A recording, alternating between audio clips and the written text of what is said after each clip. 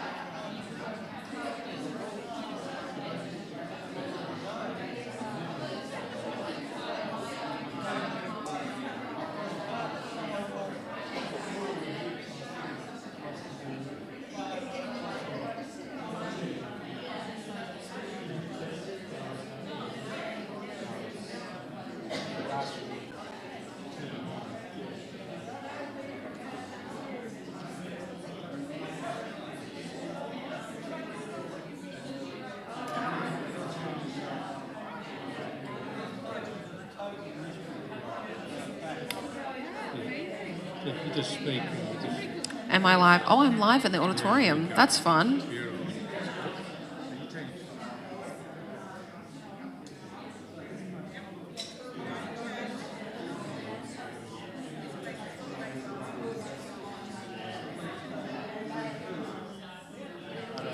Testing, testing. That sounds good. Happy days. I might need your piece of tape and put it. Yeah. You will turn your shop.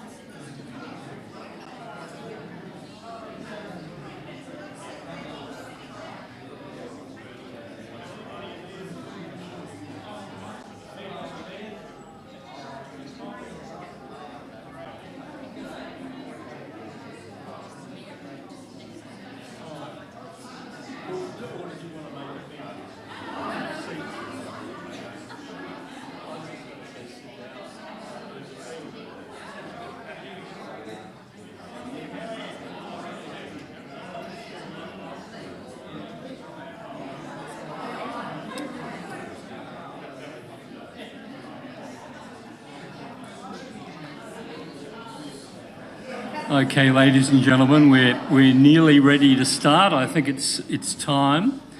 I'm just waiting for our techo, Fergus, who is also a member of this congregation and chairs the ELC, but apart from that, he's the techo, to make sure he's there to make sure we broadcast this.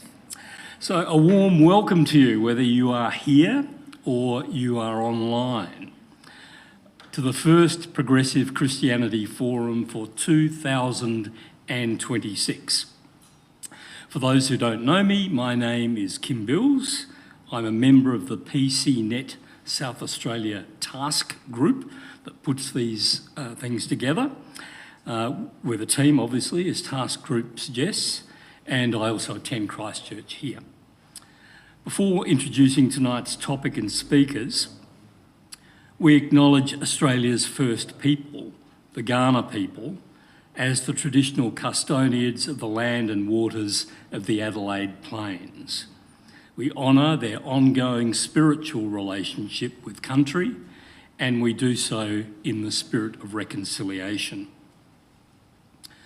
You will have seen either there, but presumably before tonight, otherwise you wouldn't be here, that the forum theme for 2026 is Many Voices, Many Pathways, which highlights the diversity of our speakers and topics and recognises the many ways that we can seek to engage with the divine.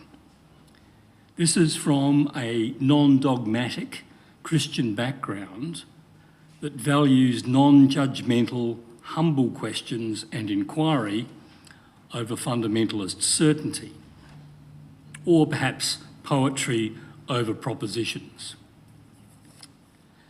As you know, tonight's topic is the future of progressive Christianity, Generation Y, Z and onwards. Happily, to provide insights into this topic, we have two speakers who are dynamic young women who are already part of this future, Emelia Haskey and Ella Anderson. I won't read everything sent out in the promotional material. If you didn't get that, we can make sure you get that.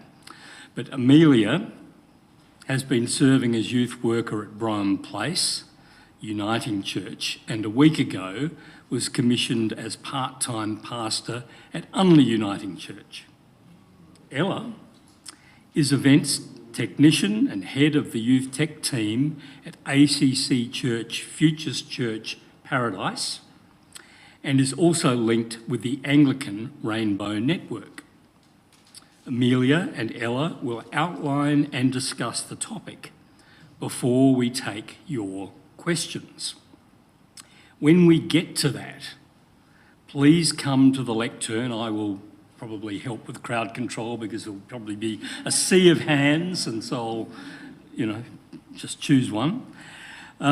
So please speak clearly into the microphone with a succinct question or very short comment.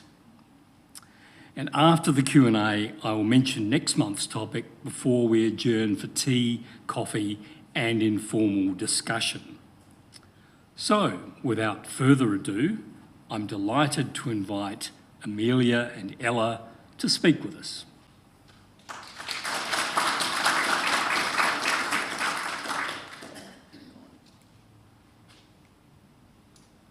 I think I'm live through the auditorium. There I am.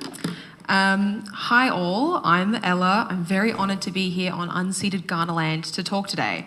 I'm not a very practiced public speaker, so my speech will definitely be more casual and conversational, as that's far more in my wheelhouse. I'm going to be talking today more about my own personal experience within a more conservative church, and my work with the progressive people that end up in that church. A little bit about me. I graduated from Wilderness in 2021. I studied psychology at uni for a little while when I realised it wasn't quite the right timing for me. So then I worked now in full-time events work. So normally I'm the one putting on the microphone, so speaking into it is a little strange for me today. I've always been Christian. I've always been progressive. My mum encouraged that progressivism in me, but she definitely got more than she bargained for. I've attended Futures Church Paradise since I was born. My mum started attending as a teenager and my dad as a young adult. We've all been very involved as volunteers and leaders since. To give you a picture of Futures Church in general, used to go by Paradise Assemblies of God or Influences Church. It's SA's biggest ACC church, making up about a third of the group by numbers. I'm going to read so I really get this correct. 8 SA campuses, 5 US campuses, 2 Indonesian campuses, an online campus, and a Bible college managed through Alpha Crucis. This is just to demonstrate how large this church is, as that comes up later. It can be described as Pentecostal, evangelical, charismatic, conservative, with a strong sense and focus on the personal relationship with God and a very seeker-sensitive service model. The campus I attend, Paradise, has about 2,200 congregants attend across the 3 Sunday services. The auditorium seats about 2,400 and is consistently filled for big church events. Moving on to my experience with progressive Christianity in such an evangelical and conservative church, I think the best piece of context I can give you going into this discussion is how rarely things like this happen in that church. They're very reticent to spell out their pointier or scarier beliefs. So oftentimes a lot of the messages are focused on personal walk and personal relationship with God, which obviously in its own has its own value, but to the exclusion of other things can definitely end up a bit sour. Because the church is so individually focused, it can be very easy for congregants to lose the forest for the trees, and they'll miss the wider societal implications of what the church is teaching or what they'll fail to mention. Now, the primary reason I was brought here is because I work in the youth ministry. I've been obviously a young person in that church, and I've still stayed progressive despite that. So I've been there to see a lot of what being progressive in that church looks like. And so I wanted to answer what it's like working with young people who are trying to figure out whether they can stay Christian despite the conservative church or despite their own happenings. So for me, as a young person, that happened. I was very blessed. A lot of my friends came out as queer or gender non-conforming pretty early, and that gave me a very early opportunity to kind of confront a lot of the hypocrisy I saw. Oh my gosh, hi. Sorry, there's a dog there. I'm really distracted. My friends feeling comfortable enough to come out to me really gave me an early opportunity to confront something very scary of like, do I think my friends are going to hell? And that question really pushed a lot of my progressive development and really pulled me in a very progressive direction of like, no, I think God still loves my friends. And I was very blessed that happened when I was in year 6, 7, 8, like pretty early on for me. I think what it's like working with those teenagers and working with those young people is it's quietly sad while still being pretty joyful. There are so many young people who end up dejected because they think they've found a church home only to later find out that they're not as welcome as they are. I think particularly Pentecostal churches like that love everyone's welcome, everyone's home, this is like the place to land. And I think that can be true for some people, but for others it can really end up quite a disingenuous message because it's not actually true that everyone is totally welcome there. And the hard thing is with the high schoolers, they often miss that asterisk at the end. So it sometimes has to be someone like me who tells them what the church actually thinks. This can it's a double-edged sword where me telling them I'm there to soften the blow, I'm there to kind of off-ramp them onto other more progressive spaces. But it's also still a sad occurrence of like, oh, I thought I was really welcome here, I thought I was really at home here, and it turns out I'm not. So it can be quite quietly sad where it's just you and them experiencing that moment of like, oh, this isn't actually the place for me. I think with a lot of young people, it ends up closing them off, and in conjunction with my church's lack of denominational awareness or discussion, it can often end up that these young people just end up leaving Christianity as a whole rather than just moving to different progressive spaces. I think there's a few of them that I've had the absolute pleasure of after they've graduated high school still staying in contact with them. And many of them are still attending church and still attending futures purely just out of an avoidance of family or interpersonal drama. Let me get my next sheet up. I think there's a lot of reasons that progressive Christians end up staying in conservative churches, and I think there's a lot of reasons why they don't leave. Like, I think there's a lot of pros, but there's also a lot of kind of golden handcuff situations where they just can't leave. I think progressive Christians stay in conservative churches for the reasons that most other people stay in conservative churches. The bigger ones like mine are well produced, they're exciting and new. Some people think they're progressive because they have women on stage and because you don't have to genuflect when you get into the pews.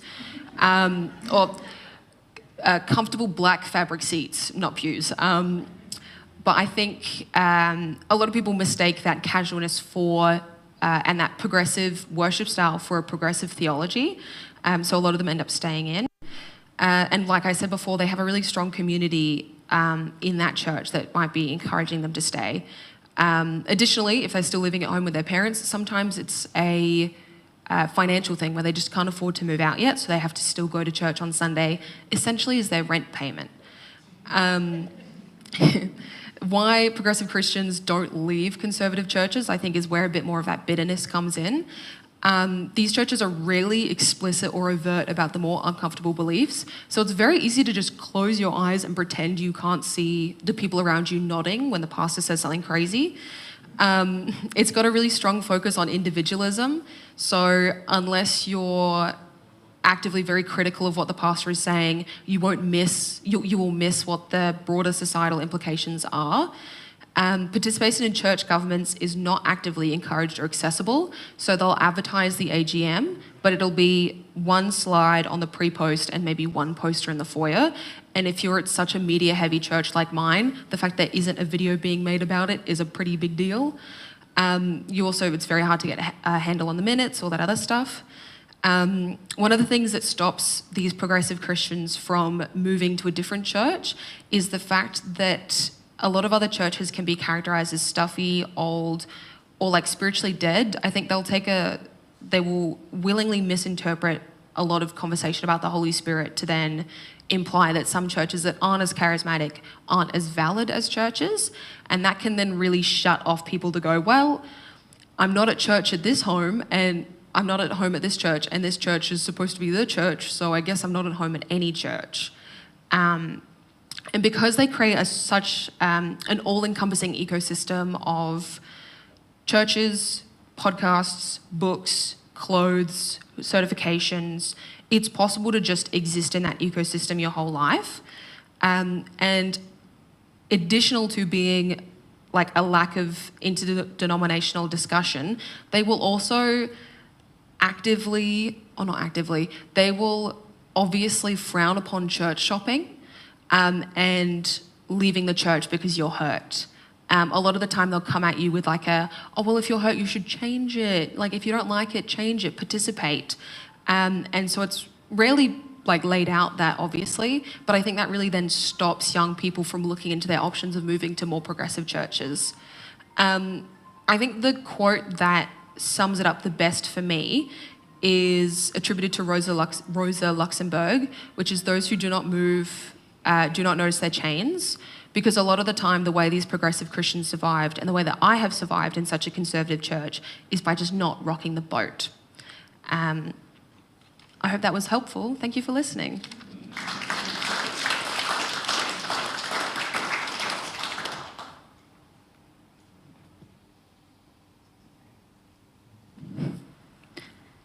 That's going to be a really hard act to follow.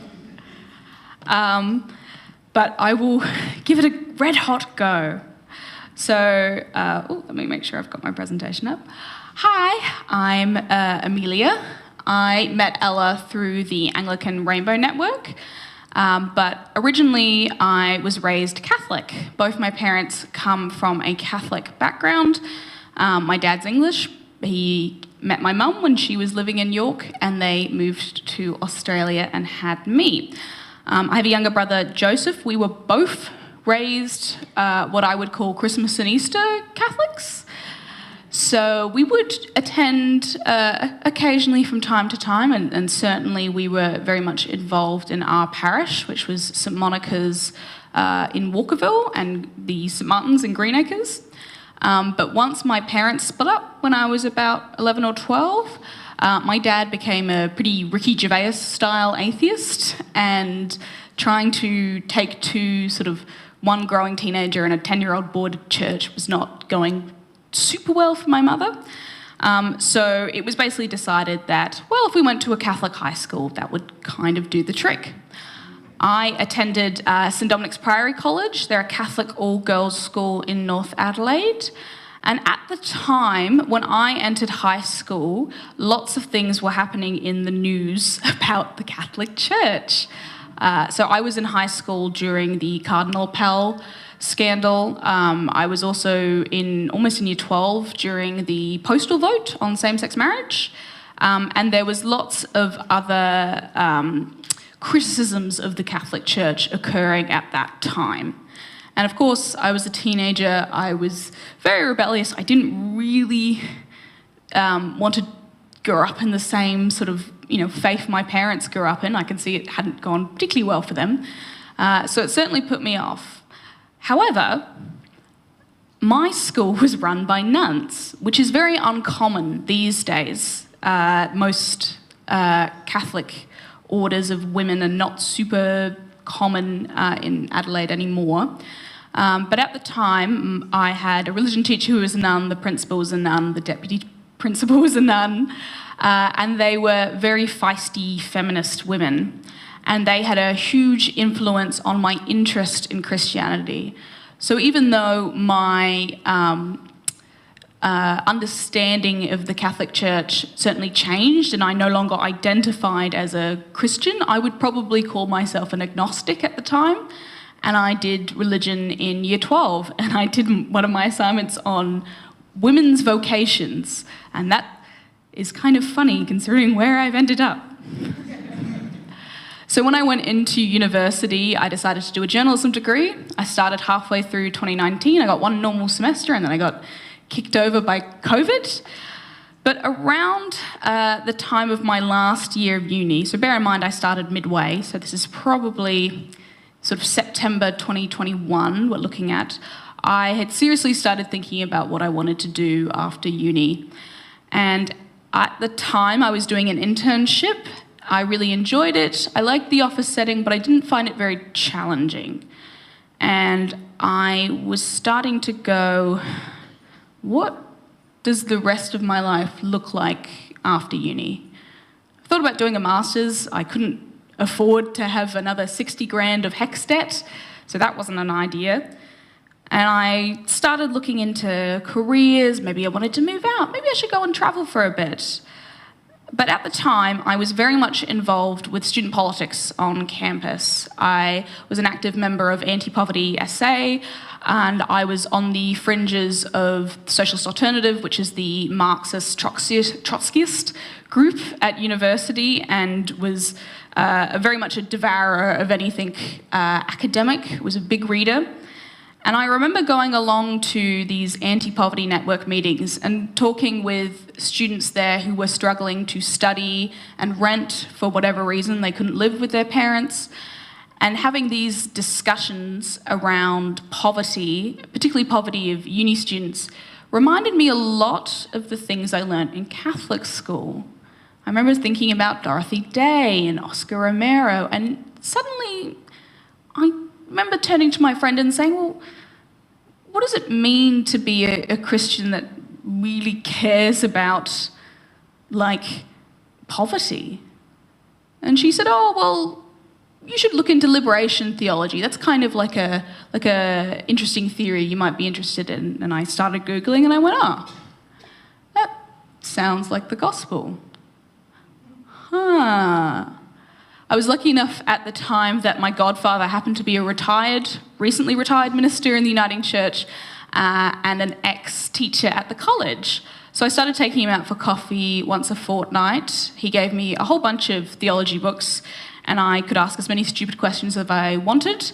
And that was part of the reason I decided at the end of 2021 that my New Year's resolution was to go back to church.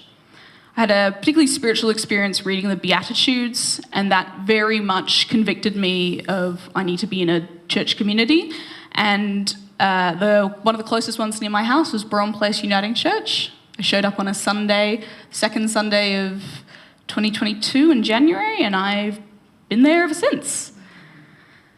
Since I've joined the Uniting Church, I've learned a lot. I worked for almost 2 years in the Uniting Church Synod office as the communications and social media person and sort of the proto-events management person. I've served on Synod Standing Committee, and I currently serve on Assembly Standing Committee, the National Standing Committee of the Uniting Church.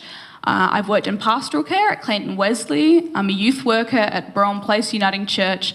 I've currently just started as a pastor at Unley Uniting Church, and I'm almost finished last year of my Bachelor of Theology. So I like to think I've had a pretty 360 view of the church. One of the things that I really loved about the Uniting Church was that it walked the talk. I knew that if I was going to be a member of an institution, because churches are institutions, I had to be able to defend its values. As much as I loved the high church style of the Anglicans, I knew that I could not be in a church that did not allow ministers a conscience vote on same-sex marriage. That was really important to me as a queer person, and also as a person who has many friends who are lesbian, bisexual, transgender, and have experienced, their struggles. So the Uniting Church was a good fit in that sense. However, one of the challenges I found, and this sort of leads us into our discussion of the future of progressive Christianity, is progressive churches are often not super young. I say this with all the love in my heart. That's not necessarily a bad thing, because if you notice these days, there's not a lot of social incentives to go to church. A lot of churches these days are under-resourced and underfunded. They struggle to run community events or run their local basketball team, and you don't get any particular kudos for going to church. In fact, it can often make people think you're a little bit weird. So the people who are attending church or making an effort, majority of them are there because they want to be there. So one of the things I started looking into was, why do progressive churches tend to skew small? Why has there not been more of an interest in young people, certainly of my generation, coming into progressive churches?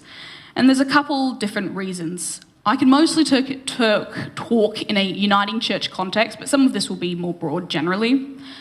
Much of it is to do with the way people grow up. More and more people are growing up non-Christian.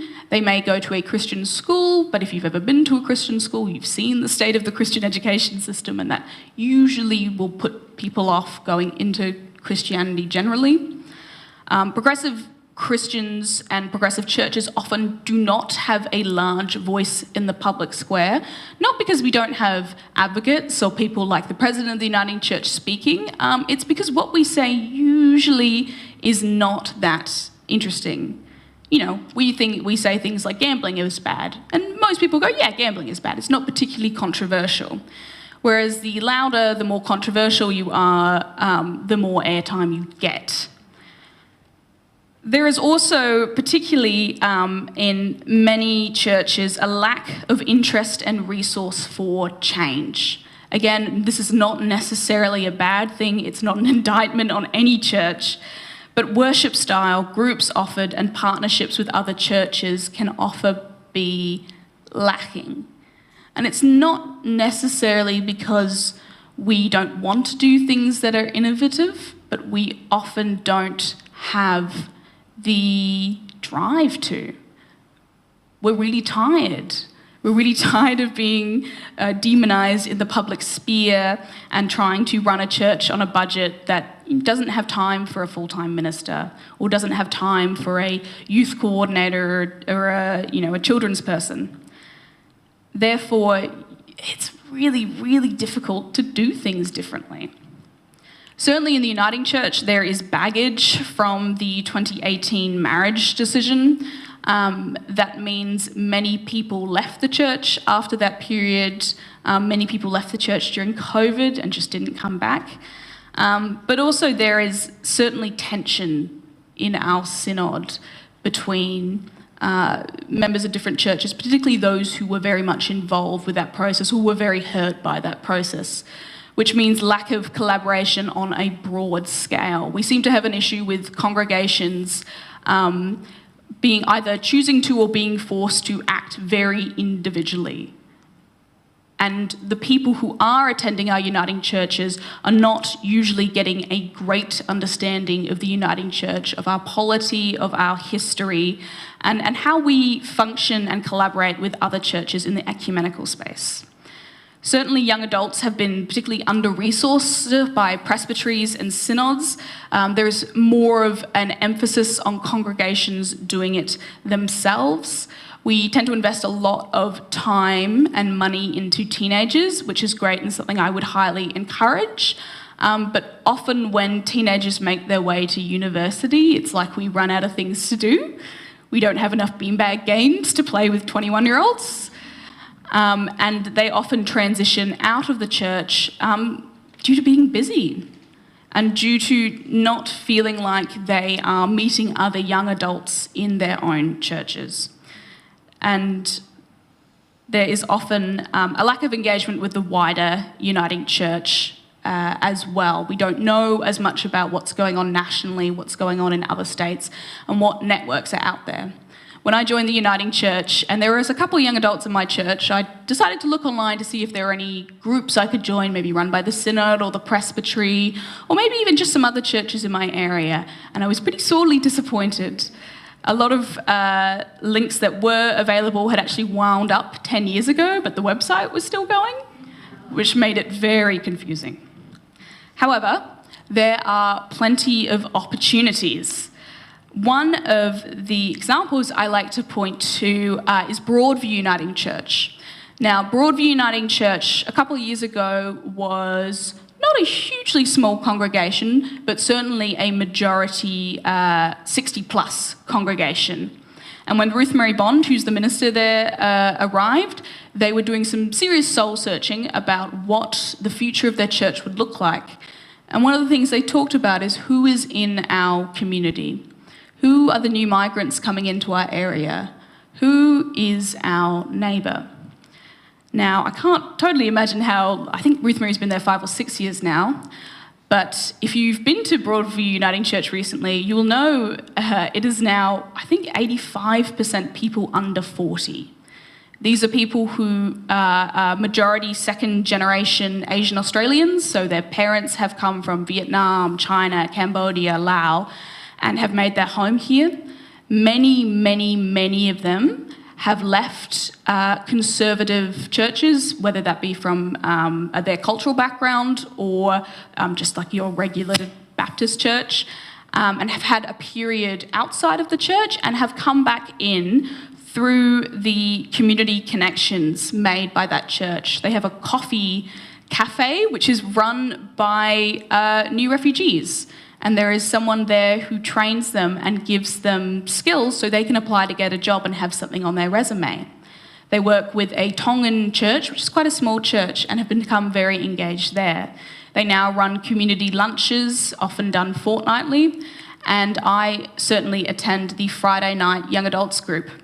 When I showed up to the Friday night young adults group when it started, about February last year, there was 5 of us. When I showed up for its last meeting at the end of last year, there was 25 of us. These are all people who are most of them are under 35. A couple pushing 40, but that's young in the Uniting Church, so we're very much happy to take them. There is also some unique opportunities in terms of Generation Z, which is my generation, so people born from about 1997 to 2012. Gen Z has been documented to be the generation that is least hostile to religion and spirituality. And it is possible that one of the side effects of people not growing up explicitly religious or explicitly Christian is they are more curious about what Christianity is and what religion is. And we have the unique opportunity to show them that Christianity is not a neat little box and that you don't have to read the Bible through a particular lens or worldview. It's also important to note that social media and the internet connects us more than ever before. One of the things I've found most important to me in my community has been the people I've met online, through meme pages, through Discord groups, through Facebook groups, Instagram, friends of friends. And these are people from all over the world who attend churches like the United Church of Canada, the Anglican Church in the UK, the Episcopalian Church in the US, and who, for one reason or another, have developed a real interest in progressive theology, and we've been able to connect. And living in Adelaide, where we have sort of a dearth of progressive young adults, this has been such a lifeline for me.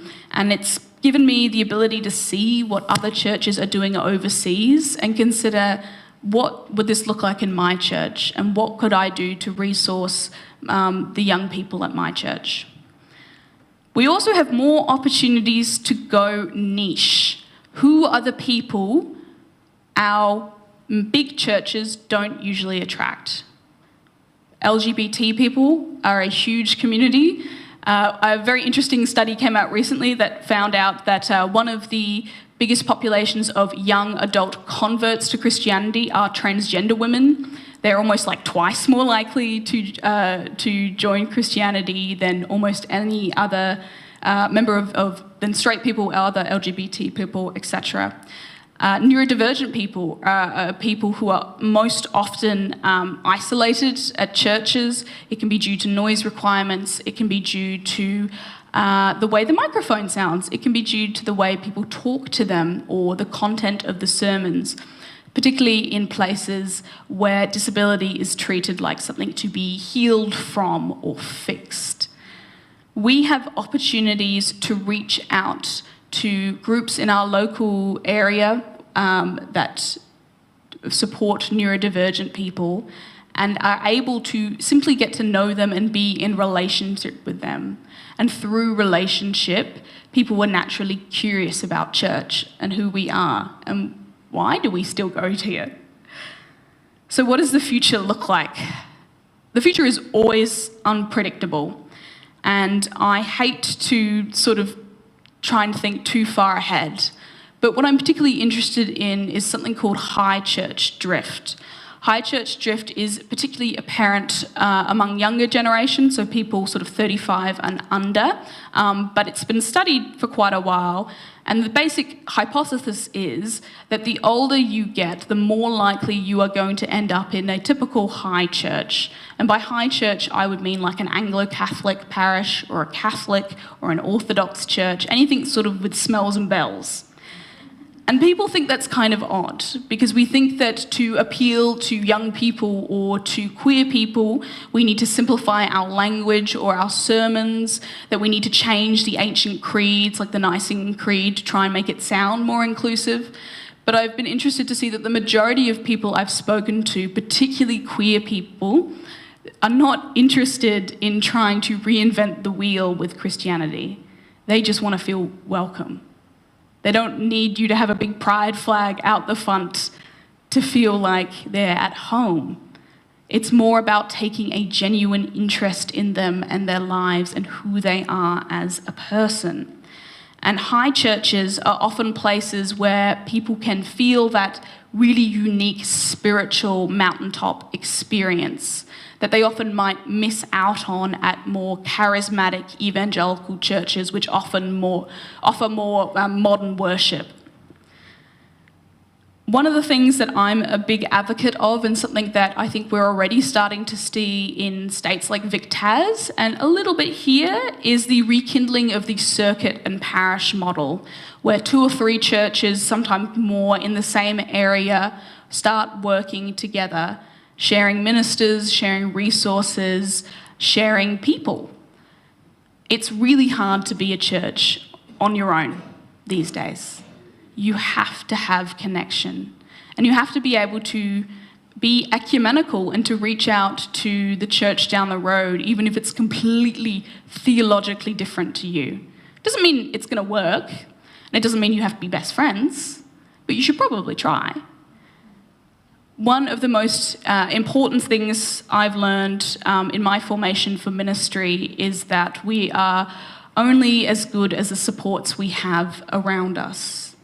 We need to be able and more willing to share our resources and make sure that people are adequately equipped in their own churches. We cannot simply go, well, there are no young people at our church, so you should just go to the church down the road. We need to be able to say, I know there are not a lot of young people at our church, but we'd really like to keep seeing you, and here's the number of someone in our presbytery or our synod or a young person at a uniting church down the road who we can give to you so you can go out and meet other people just like you. I am certainly concerned that there is a shift to a conservative majority in our state synod. However, again, there are still opportunities. I find that small communities, particularly progressive communities, revitalise the most when they are under pressure and they feel a sense of relevance. It's very easy to take our foot off the pedal because we think that it's all going not swimmingly, but we're not actively being threatened.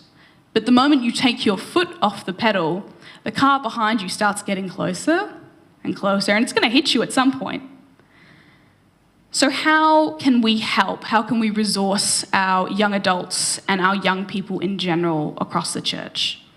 Certainly be on the lookout for youth opportunities and not necessarily church-related. I was recently able to attend the 5th Global Peace Conference at the United Nations in Bangkok with the generous funding of people in this church.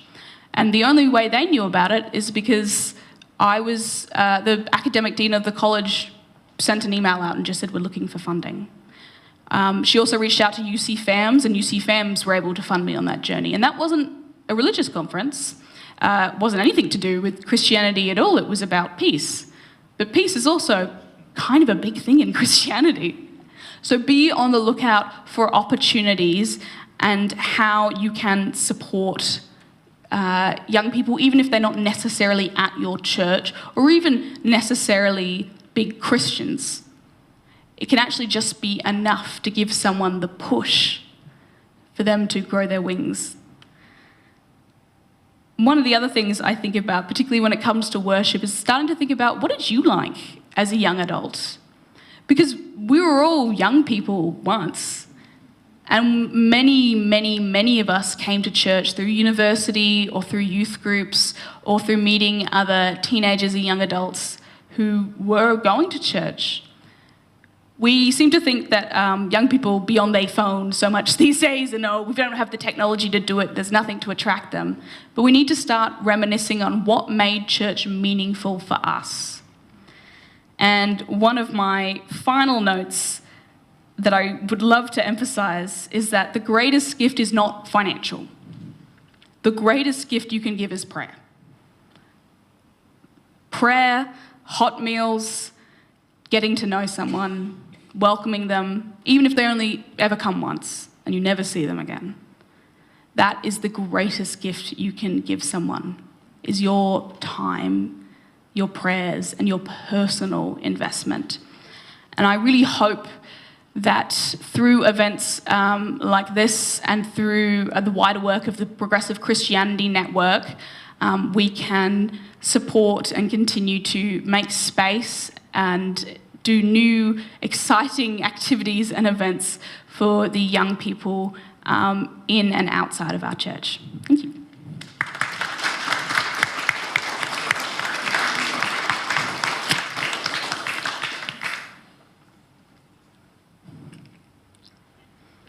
Well, wow, when I said dynamic young women, I had no idea.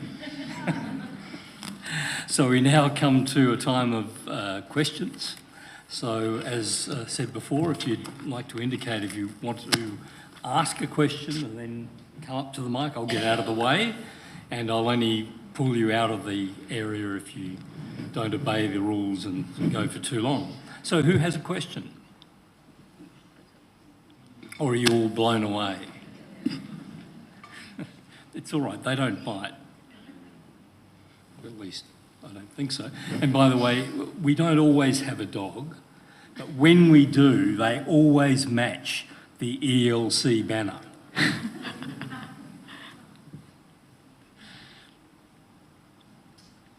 Yeah? Yeah, please.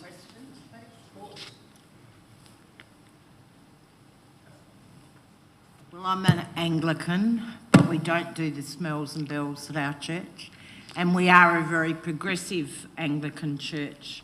And I can say that having the symbols of the Pride flag on the front of our church that can be seen from the road has brought us in a number of people, because their thought process was, well, if they've got a gay flag up there, they're probably into diversity. And these are a good number of Chinese students that have now come through that. I agree with the Facebook. We had a person attend last week for the first time. She's from Leeds. Her husband and she are both Anglicans, and they went through the Facebook. They're not gay, but they saw that we're very LGBTIQ inclusive, and they just said, and they're coming from a long way away, not Leeds, but a long way away in Adelaide, and they just said it was your Facebook that got us in. And I do know these two through the Anglican Rainbow Network. You don't have to be Anglican to join us, but it has become.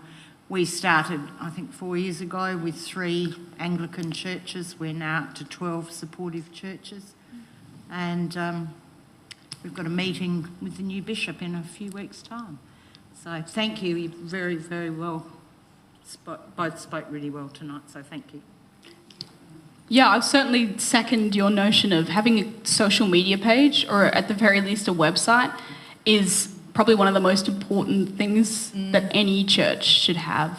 Certainly as a young person, if I'm looking for a church in my area and your church doesn't have a website or a social media page, I just assume you're not there. I might assume, because a lot of churches have closed, I might assume that the church is closed, or that I don't know what the vibe is. And many people like to go and look at your website and look at your social media to kind of get a bit of a feel of the church before they attend. So that's one thing I can leave you with. Please have a social media page, even if it's terrible, even if you're like, I don't know how to use Facebook. You look alive, trust me. It makes you look very alive. Sometimes it's charming to have a poorly run Instagram page. I think sometimes people are looking for like the gold standard of like perfectly shot, perfect graphic design. I think it's just nice to see people's faces. And like, even before I got here tonight, I checked on Google Maps to see what the front of the church looked like, had a quick look on Google Images to see what the inside of the church looks like. I think any sort of visibility online, I think, is really important. And I mean, that's how I came to progressive spaces like this. Was a friend of mine actually was going through the Feast catalogue and sent me the Uniting Church Rainbow Service. And that's how I found out that this entire little ecosystem existed. And so you don't have to have a graphic designer or anyone on board. Just the bare minimum of like a post that was, less old than 10 weeks or something is enough for people to find you and go, okay, no, they're still open. Things are still happening on Sundays. Yeah, the joke is always the nicer and fancier the website, the more conservative the church is. Yeah. So if you go on a church's website and you're like, wow, this is great graphic design, you're like, oh, this is a very conservative church. Same with coffee. If they've got a coffee machine, more conservative. If the coffee is served in a tea bag, really woke. Yeah. Really woke.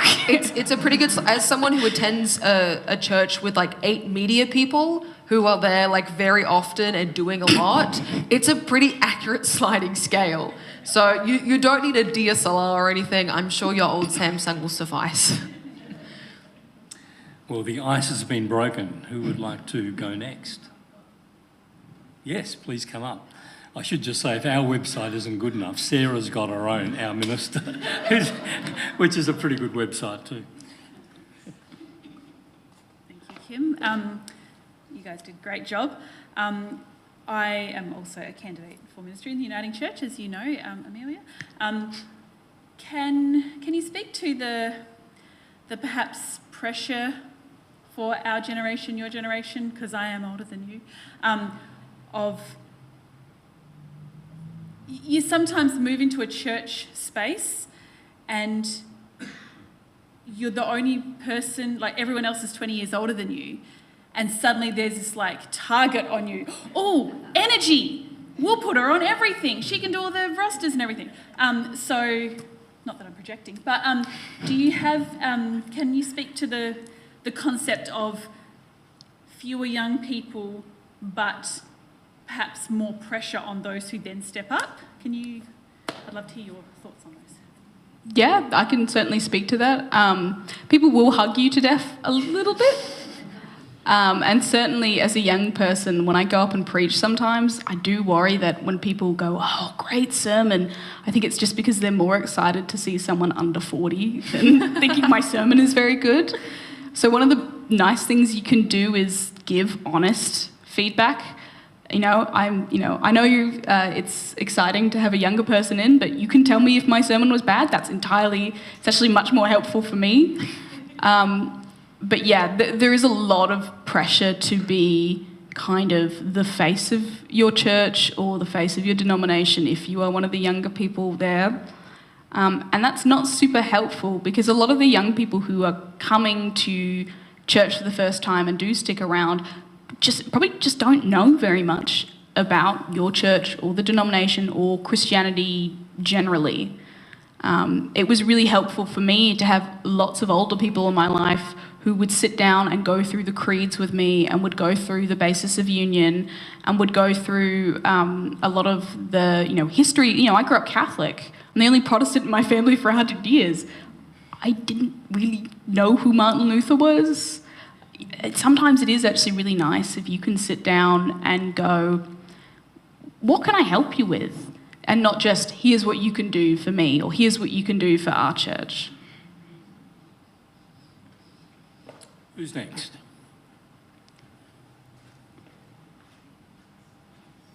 And by the way, you don't have to say she had a bad sermon. You can say, here's a growth edge, or something like that. Yeah, and don't do feedback on the live microphone. The name's Jeff Bridge. I used to be the pastor of the Unley Church, and I was thinking it must be formidable turning up there with all those old faces, and you're about 40 years younger than all of them. Maybe it would be a good idea to ask them all to retire and you can start again. No. I think some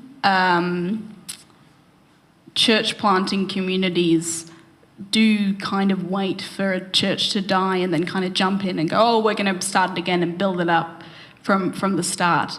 But no matter, even if you do that, there is still baggage there. There's still baggage in the building. There are still signs of life from 50, 100 years ago.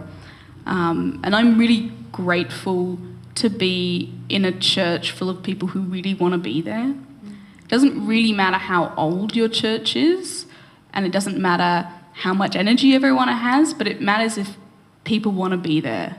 And they're not just going on Sunday because they feel like they have to, or there's some sort of cultural expectation.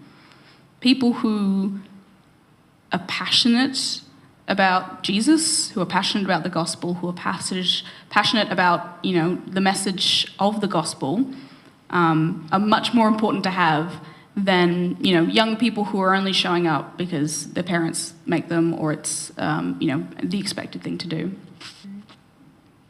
Yeah, I think that was one of my favourite things about starting to come to the ARN was the amount of enthusiasm in the room, not through like youth and excitement and like fireworks, but just everyone was very happy to be there. And it was nice walking in as a new person with other young people by my side, but just people who were open to give me time, to have a chat.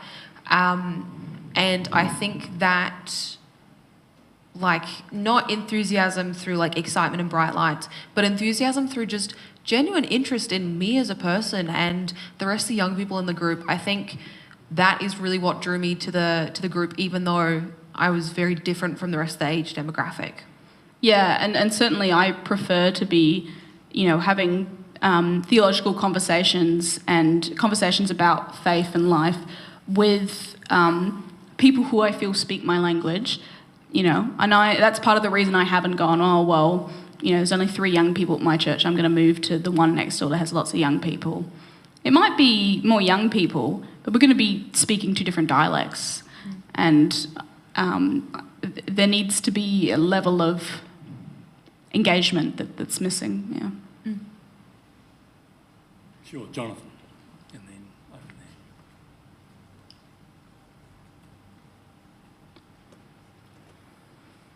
there. Thank you, Ella and Emelia, and thank you for the affirmation that I feel you've vibrated tonight, being a member of the Unley Uniting Church. Ella, I was interested when you said that in your church that there seemed to be a reluctance to actually come be open about what they really believe or whatever and all that sort of thing. What my question is, and maybe this is more of a comment than a question, but if you would respond, but isn't that also a problem that sometimes people who call themselves progressive, or myself, I belong more to the radical liberation tradition, who also are coy in being open about what they really, not just believe, but where they really stand. The inclusivity, for example, that I think is part of the DNA of the Uniting Church, for example, just is not sort of put up there front. So this kind of being coy and not really being open about where you really stand, which I believe will open the door to people to responding. I'd like to know what you think. Yeah, great question or comment, whatever it ended up being. I think there's definitely a balance to be had. Like, I think if you're always doing like deep theological Bible read through, like this is exactly what we believe as a church, I think you're definitely going to lose the interest of some people. And I think, as Emelia touched on earlier, I think if you are very progressive and you're trying to show that, if you try too hard, it can seem kind of scary sometimes. And I think particularly a lot of minority groups just want to feel like a regular church attender. And so I think part of that balance is not making them feel singled out for being part of that minority group. I know it's definitely it's very strange to walk into a space that's like so openly pro-gay. The second you step in there as a gay person, they're like, oh my gosh, yay! And I'm like, just treat me like a normal person, thanks. But I think there's definitely... I think there's an element of dishonesty to not actually being really open about what you believe. And I think while on a Sunday morning, I think that's there's a line to toe. I think particularly when it comes to church resources like libraries or websites or constitutions, I think those things need to be much more accessible and much more, like that's not really the time to play coy about what you believe. So I think definitely the church I attend, I think needs to be far more explicit about what they believe.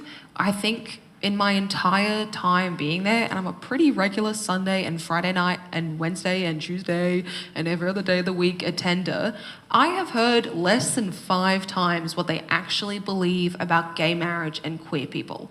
And I have been there all 22 years of my life. And I think one of those times was a guest pastor, and then 2 of those times were in small groups where it was only like select people, volunteers, leaders, that kind of thing. And so I think there's definitely a spectrum to how obviously political you get, how obvious you get with your beliefs. But I think far too many conservative churches are pretending they're not conservative to try and keep that younger vote until they kind of get them to be more conservative. So I think there's definitely a line to toe, but I think the current average definitely needs to pull more to honesty and to being more explicit about what they actually believe. Yeah, and it doesn't have to be a big deal either. It can be a flyer at the front of your service. It can be something in the prayers of the people. It can be something, mentioned in the sermon. It doesn't have to be like a really big effort.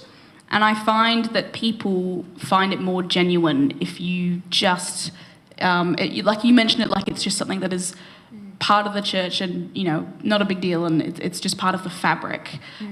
There's a really interesting movement called inclusive orthodoxy, which advocates for, a very, orthodox Christianity and holding, the creeds and the church fathers and the, years of tradition, but within an inclusive context in terms of things like gay marriage and sexuality generally. And I found that really helpful in the learning I've been doing around ministry. One last... Who had their hand up first? I think you did, actually. Sorry, you trumped by your time. I hope you weren't talking about Donald Trump. Also, ages ago, this is a comment/question. Ages ago, Mum and I were in the car on the way to school, and I just piped up a question which was, well, why don't we, particularly with smaller congregations like Power Hills, open up the building to other faiths? And that's a form of church making. Wolf. Woof. Thank you, Jacob. Jacob is one of my youth group kids, so thank you for plugging the youth group. Very important. Yeah, absolutely. Who are the people in your community who need space to do things? I've got lots of friends at the moment who play in local bands, and their big thing at the moment is they cannot find anywhere in the city to play. It's a real lack of venues. People are struggling to find places. And certainly for people who hold vintage markets or antique markets, or do community baking groups in my neighbourhood where I live. There's a Facebook page called Buy Nothing, where people just go, I've got some desks, who wants to come pick them up, or I can come bring this to your house, or I can come do this for you. And it's just amazing when we were able to go, yeah, well, what can we offer for you, and how can we be in relationship with you in a way that isn't proselytizing, but is also not embarrassed about our faith either. Yeah, I think that comment you made earlier of it being part of the fabric in terms of inclusion, I think also really works for that interfaith or community dialogue. I know personally, I was very lucky. I went to a Christian school that was the most secular Christian school in Adelaide. I went to Wilderness. But that was actually really great for me. I was in a year level with more practicing Hindus or Muslim girls than I was with Christians, and that really gave me a good interfaith perspective personally. I really admire how much my Muslim friends pray, and it really convicts me to probably pray more. And so I think, as well as like that community mindset of how can we pull more people in, how can we serve the community, personally, like we learn a lot from interacting with agnostic people or people of different faiths. That band one is so real. It's so hard to find space to do literally anything. And I think so many churches, no matter how like behind you think your tech is, even just having 2 microphones and some lights that turn on is such an asset to people in your community. I really miss the days when like birthdays would always be held in church halls, or like I remember my year 6 dance I think was in a uniting church hall. But it's just like those little ways you get to serve your community and become a familiar face. You don't have to proselytize, but I think becoming a familiar face, becoming the part of like the fabric of your community, really lowers the sill of how hard it is to get into your church as a new congregant. So I think it's a really valuable thing to look into. I think I'd better stop there and thank our 2 guest speakers who have been wonderful. I'm sure you'll be able to grab them and, chew their ears over a less formal tea and coffee out the back there through the doors in a moment. You don't have to rush off, do you? No. Very good. And they don't bite. We've established that. Excellent. So, look, I have a few notices before we do that. But maybe we should just thank them formally first.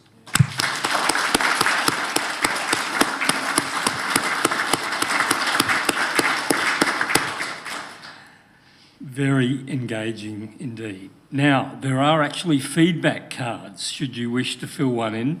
If you didn't get one when you came in, Maureen has some up the back, and it's not too late. You can grab one at the table and fill it in. You can either just do a smiley face or a red face or whatever it is, or you can add a comment should you be so moved, or you can do nothing. So that's one thing. I will come to the next forum event in a moment, so I haven't forgotten. Our dear friend Esmond Dowdy was going to be chairing today. Unfortunately, he's got a family tragedy that he and his wife have had to go to the US to address, which is why he's not here. It does mean that he can't be doing his usual good works, including the Oxfam bookshop in Hutt Street.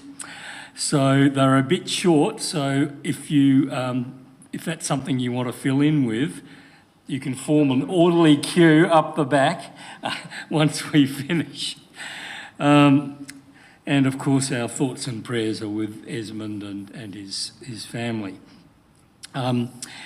Jonathan has given me an Ash Wednesday lament flyer.